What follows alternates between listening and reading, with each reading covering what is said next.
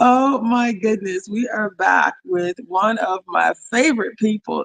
You've been dropping all these wonderful pearls of wisdom as it relates to the living powerfully experience, what it means to live powerfully. You've been sharing, what it means to get healthier, get happier, get wealthier. And now we're going to talk about wiser, getting wiser. I think, right, that's the quest of the day. So if you had to share just a little bit about maybe some of the best. I mean, you've been giving us lots of advice, but what's some of the best advice you've ever received?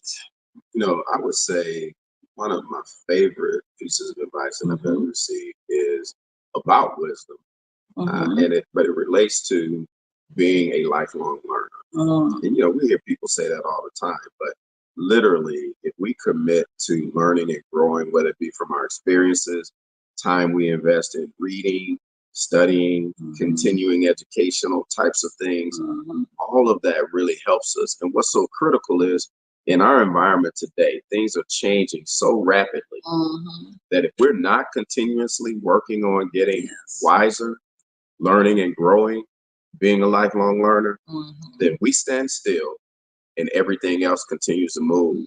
And now we're left behind. I can't afford to stay right here where I am today because everything else is moving. I need to be moving too, and hopefully moving at a faster pace than what the world is. And so being a lifelong learner, being committed to learning and growing is critical. And for me, I wake up and every morning before I work out, I spend some time in prayer. And one of the things I always ask God for is wisdom.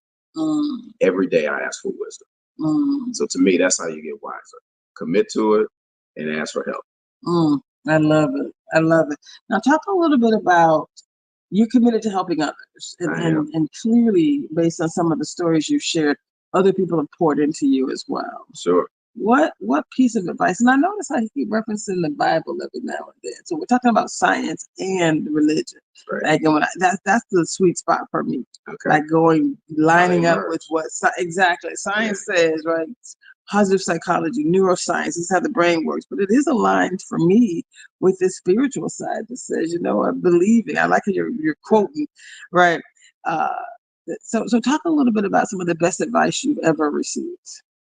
Well, yeah, again, just seeking wisdom. But I'll tell you too, performing with excellence is some great advice that I received a long time ago from a mentor of mine. And essentially what he said was, look, anything that you put your name to, make sure that it is your best work because you never know who's going to see it and what impact it can have on you long term from a career standpoint. So I try to do that. Even this conversation that you and I are having, I'm trying to give you my best answers to your question. I feel it. I'm getting it, D. You know what I mean? You got all of us over here nodding and smiling, saying yes. So that's the goal, is to try, if I'm going to invest time or if I'm forced to make time to do something, it is in my benefit to give it my best. So I'm either all or nothing in just about everything that I do. And I want to give it all. I love that so much. Talk about books. Like I read like 1,000 books when I was growing up, just outside of the educational process. I just love reading. I think I stopped counting then, like who we counting for, right?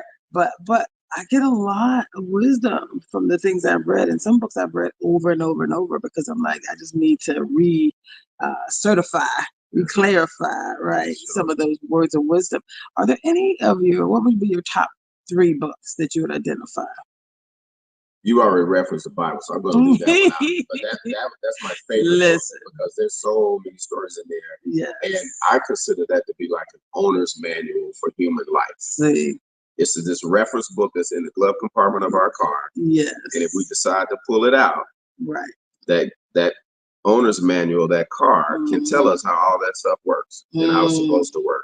And I consider the Bible to be that way. If we take that Bible out and read it, then we can learn so many things. We can learn so many things. But I'm going to leave that one to the side right now. But probably just we talked earlier about getting wealthier. Yes. So one of the books that impacted me the the most from a wealth standpoint is Rich Dad Poor Dad. And so the concept of saving money and reinvesting money and all that I got from that.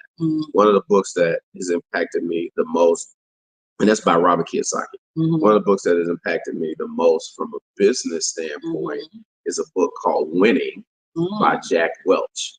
Okay. And Jack Welch was, known to be or at least marketed as the #1 CEO in the world during his tenure at GE. And GE. And he took that company to great heights. It was already a sound company, but took it even greater. But he wrote a book after he retired called Winning, and I thought it was phenomenal in terms of some of the things that it was teaching from a business leadership standpoint. Okay. So that's one of my favorites. So tell us a little bit about maybe one or two things that you remember from it. Yeah, one thing that I actually have used in my consulting work is he there's a chapter where he talks about the value of people in your business, and I resonate with developing human capital. And he used an example of how sometimes the top HR officer is relegated to reporting to someone else on the executive team. And that is, in his opinion, and I share that opinion, that was a huge mistake. I'll tell you what, if you look at any company, the highest expense is its human capital. So why would you have someone other than the top HR person reporting to the CEO and that person is responsible for the largest expense to your business? So his analogy that he used in it was, look at a sports team. If a star player on a sports franchise has some challenges or something like that, you're not going to send him to the chief technology officer. You're not going to send him to the CFO. You're going to send him to the person that deals with human capital. And human capital leaders need to report directly to the CEO. And that way, the organization realizes that human capital is respected just as much as finances, as technology, as marketing, etc. Because without people, you don't have a business. So there are other gems in there that he talks about, but that's one that resonates with me a lot, and I use it a lot. So that's one from there. I also would say from an entrepreneurial standpoint, there's Think and Grow Rich, A Black Man's Choice by Dr. Dennis Kimbrough. And that one resonates with me because it's motivational. I get a chance to see and hear and understand the stories of other successful African Americans and how they have achieved. And so there are tons of stories in there. I won't tell you one specifically because I want everybody listening to go read that book.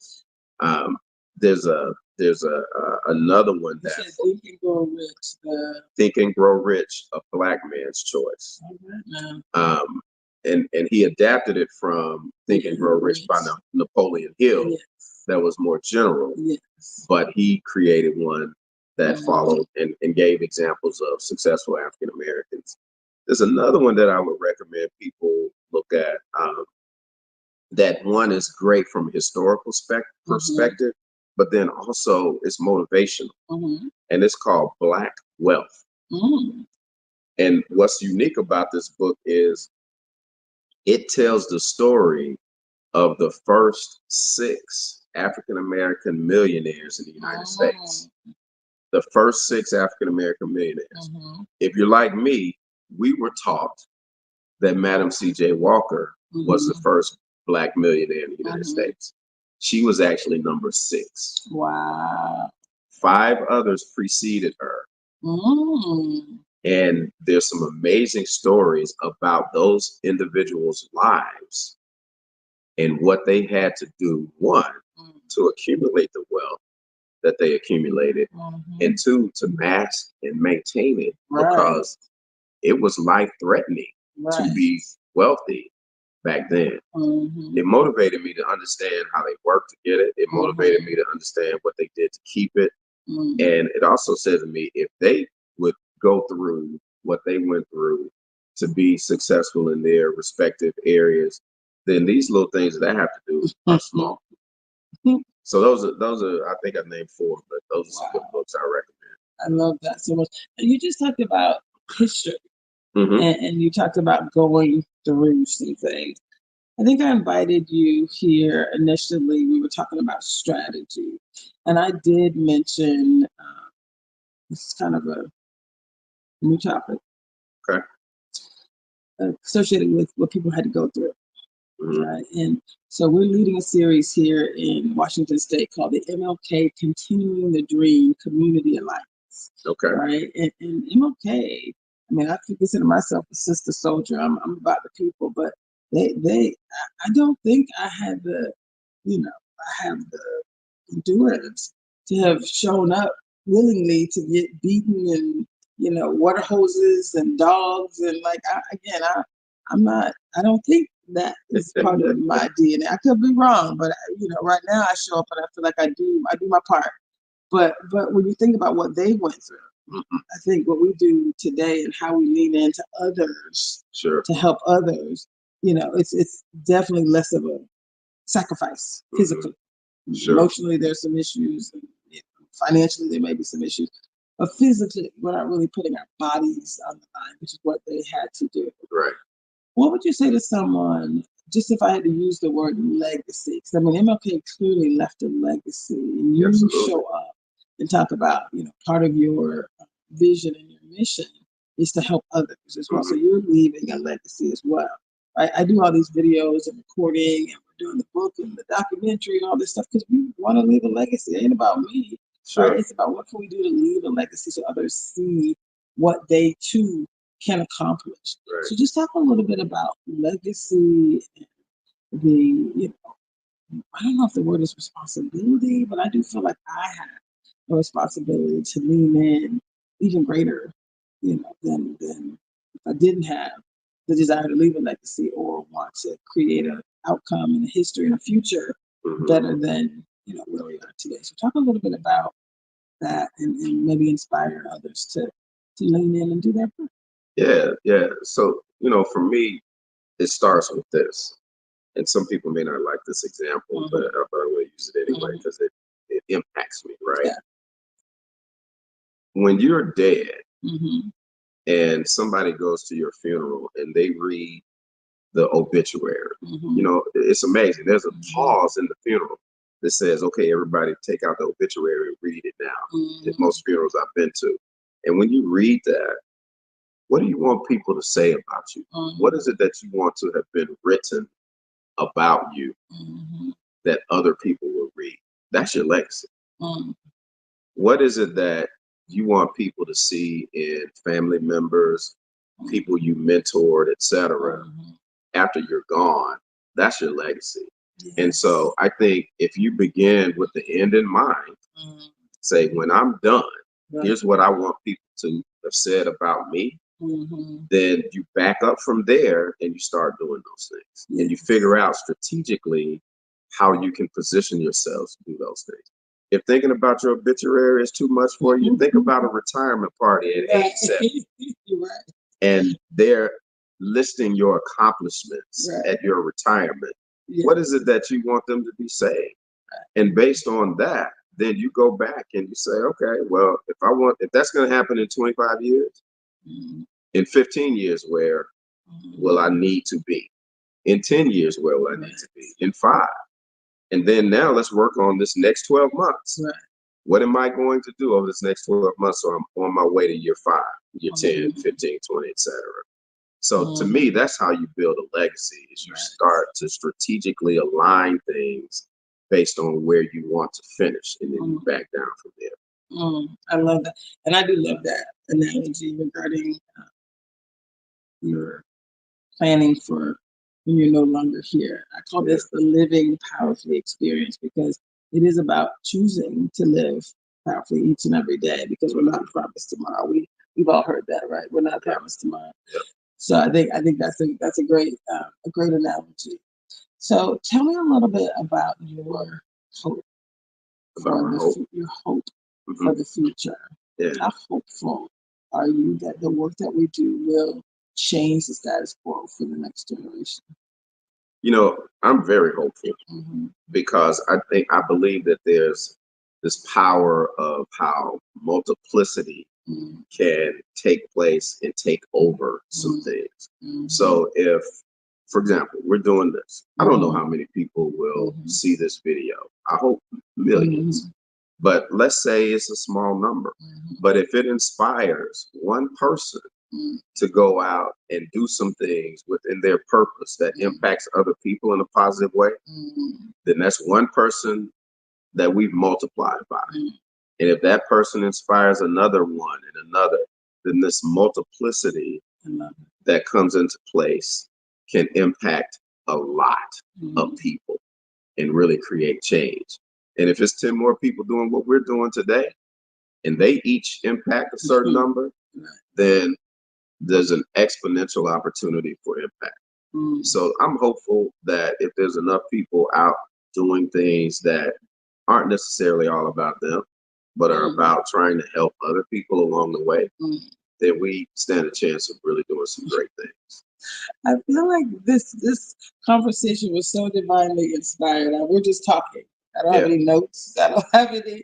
But when you speak, it's just like, oh my God, look at that other point of connection. You just said when people do things that really aren't about them. Like when I left corporate America, and God had already been telling me what He wanted me to do, part of my vision. So the name of my company is It's All Bigger Than Me. Okay. Consultant, right? First, I started the ministry. It's all bigger than me ministry. I call it the ministry of the mind, which means like we can do all things, right? Sure. Right, through the power of our mind. And so it's all bigger than me consulting. It's consulting, coaching, training, and transformations. And you're a coach as well. Right. So can you just talk a little bit about of all the things it takes to live powerfully?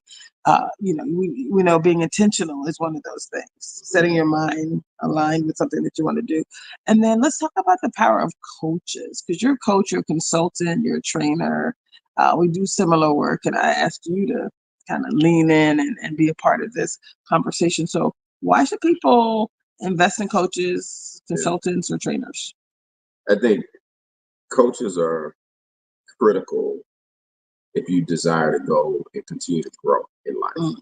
And oftentimes we have informal coaches in our lives and we don't even realize it, but there are people who are coaching us along the way. As children, they're parents and teachers and others. But then when we become professionals, we may or may not be blessed to have somebody in our work experience that will coach us along.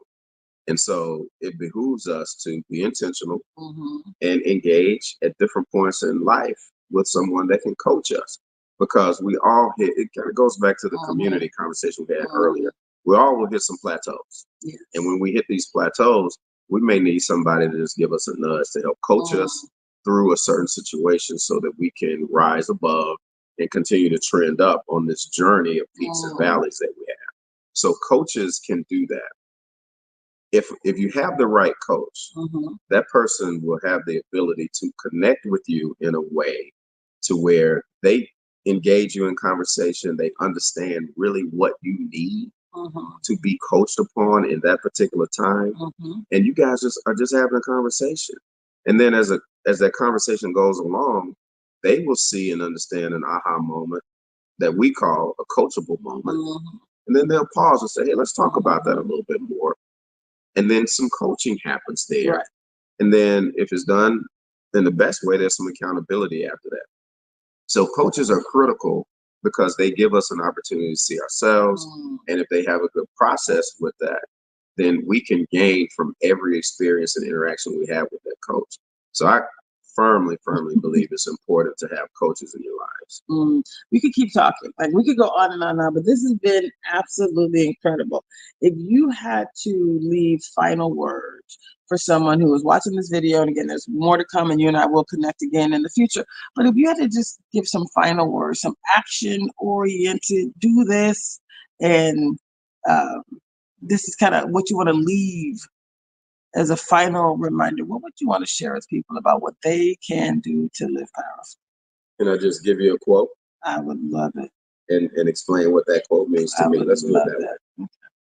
So one of the quotes that you mentioned Dr. Martin Luther King earlier. Yes. One of his quotes that I like best is, and I may not get it exactly right, anybody can be famous. I'm sorry, let me back up. Not everybody can be famous, but everybody can be great because greatness is tied to service. Yes.